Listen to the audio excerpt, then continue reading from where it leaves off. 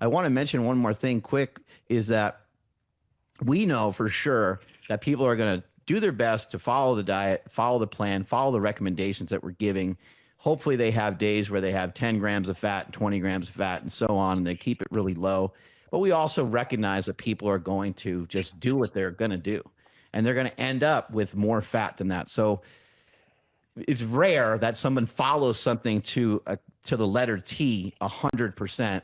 And we know that with previous experience of keto diets and carnivore and all the different protocols that we've recommended to people before, people tend to like actually trail off a little bit. So this idea that you're not going to like ever eat any fat again is a myth. You are going to still be consuming fat because it's trickled in throughout your food that you're eating every day. And then we know for sure that there's going to be occasions, there's going to be vacations and celebrations and stuff where you're going to fold and you're going to eat something different. But now you have a plan that you can just get right back on track with and keep those fats as low as you can. And truthfully, like I say, that's a good point. But that being said, too, I'll tell you something I've learned. When people have confidence that something will actually work, they are a lot more disciplined than you think. Because even when I was pushing that 0-calorie fasting, or even look at the sugar fasting, fuck, they'll go days on end. So Right. all I need as a weight loss coach is to get fucking results. And even and you know, as long as people are choosing the lean meat sources, you don't even need to give them a gram number on the fat. All I need to do, like I said, is see what they're eating, and I'll be like, no, this is better, this is better, this is better. And that's the idea. And I'll tell you though, people are just they have no confidence in their fucking diet. And that's what caused them to yo-yo all over the fucking place. And the scale really hurts them. The scale and the calorie calculating bullshit. And that's why once I get more before and afters, just pushing a good old Whole Foods, and that's the other thing. You're never gonna fucking get around the Whole Foods. As soon as you're doing shortcuts at all with supplementation, there's always a trade-off, always. You know, and the thing is, you're not restricting carbs. Anything where you're trying to restrict carbs and dieting in general has no fucking adherence. None. You know, it's just people, when they see that something truly works, and I start throwing results up on my shit where I got a 50, 60, 7-year-old woman getting ripped, I'll tell you, the people that you're saying, you know, they'll stick to shit a lot more fucking glued to it than you think. And once Mm. they're ripped, if there's an outing or a Christmas dinner and shit, what I'm trying to push anyway, is practicing the fucking low fat, clean eating whole foods and practicing lean protein. And then if you're once you're ripped, if there's an outing, who gives a fuck? The average person, all my goal is for the average person is to stay fucking in a best body weight you can, and not even body weight, like just the best the best body composition is a better word, to be Mm. honest. The best body composition year round. That's my goal. You know, if people want to take it even farther than that, there is like little things and obviously the discipline. You're built in willpower, and that's the other thing I want to hit real quick for you if we want to wrap it up. But is things that are built in willpower are dog shit. So you got discipline and willpower. And truthfully, when you're eating like this and you know the food choices you can get away with, it's built in discipline.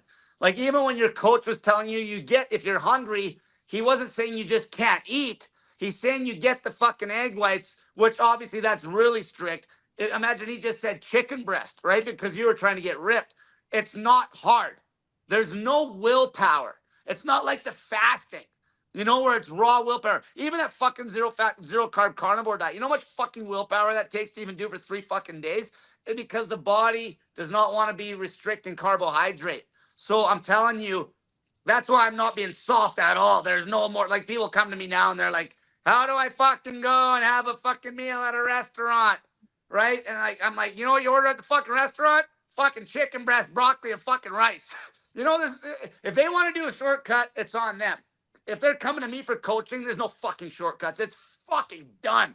I'm not catering to any of that fucking bullshit, because that's how this sugar fasting blew up. Because I was still me as a coach, and even yourself. You're I guess you could say you are a weight loss coach. You know, I was catering to the fucking crybaby bullshit. I was catering to the bullshit with the 0-calorie fasting. You're catering to the crybaby bullshit with fucking low carb dieting. You're catering to the crybaby bullshit with anything that looks like it just looks radical with no fucking adherence. Where when you're eating a diet that's lean meat, wild deer meat in the bush where I live, berries, fucking peas and carrots, and fucking potatoes, nobody can say shit. And that's another thing. No one can say a fucking thing about eating like this because it's just that. It's they know in their heart that it's like these guys are right. You know, this is fucking clean eating 101, and that's all I'm gonna be pushing from now on to the day I fucking die on my fucking YouTube channel. I love what you said about practicing. You know, that's something that we don't really talk much about. And um, look, we know a lot of people are going to struggle. They're going to have a hard time. They're going to try whatever diet protocol we talk about or whatever's, if there's something new or different, we're going to mention a particular protocol. And some people are going to feel that this is easy to go lower fat or to go really low fat. And for some people, it's probably still going to be a struggle. They'll probably still overeat. They'll probably still run into some, hurdles here and there, but you're practicing. So like, give yourself a minute. Like it might take you a month. It might take you 3 months just to kind of get the hang of, okay, it's got to be low fat. Okay. It's got to be low fat. And you got to keep kind of pounding that into your head with each meal that you have. You don't need to become crazy about it or anything, but you just, over time, you're trying to do the best you can. And I have some friends that they'll tell me like, oh, I eat pretty clean. And then you start to have a conversation with them and they have a burrito, you know, here and there, or they have a sandwich at lunch, right? And they're like, well, you know, there's nothing wrong with a sandwich or burrito. And you're like, well, there's kind of everything wrong with those foods because you're having cheese, you're having mayo on your sandwich, you might have bacon on your sandwich or some sort of dressing or something. And immediately you have this fat carbohydrate bomb. And then the same thing happens with a burrito. And if people could just start to make some smaller changes, I mean, I would prefer people eat at home, but I recognize they're not always going to. If you have a burrito and you have chicken breast in the burrito, you have beans, you have rice, it's like you're off to a really good start. Now just throw some salsa on there, which also is fat-free. And that should be, you know, that should taste really good. Like that's a great opportunity to eat something that has carbs, it has some protein in it. And again, if you make that at home, then you can be assured that it doesn't have like oils and a bunch of other bullshit in it. But that's still some really good eating. It's just a matter of like practicing, getting used to maybe cooking a little bit at your house, and shit like that's just going to make your life a lot easier when you learn how to do things for yourself. And that's even like how, like I like to use Weight Watchers as the example. That's essentially with Weight Watchers, you're practicing hitting the 0-point foods, you know, which essentially are low caloric density. There's a few on the list that are fucking no good. Chicken breast is 0, right? Yeah, it would be, but there's a couple fattier meats on that list that shouldn't be a 0. But you see, that's the mindset. It's about, okay, take a look at what you're eating. Can you make a better choice? And you can literally get a crazy result with food choice. You can get somebody ripped on food choice. It's like chicken breast, like let's say the baseline for getting ripped is chicken breast or even leaner meat than that and broccoli. Well, fuck. So anything that stems outside of that isn't as good as that. You know? So people, first off, they got to get the confidence and understand that cutting the fat out of the diet is fucking a good thing. You know, and the whole fat movement is one of the biggest problems.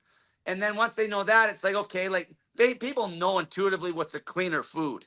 And that's why I'm saying it's not based in willpower. It's going to be based in discipline, because your only time you have shit that's based in willpower is when you're fighting a craving that needs to be met, which is going to be protein or a clean carb. And if it's like if somebody's starving right now and I'm like, okay, you get chicken breast until you're fucking not starving.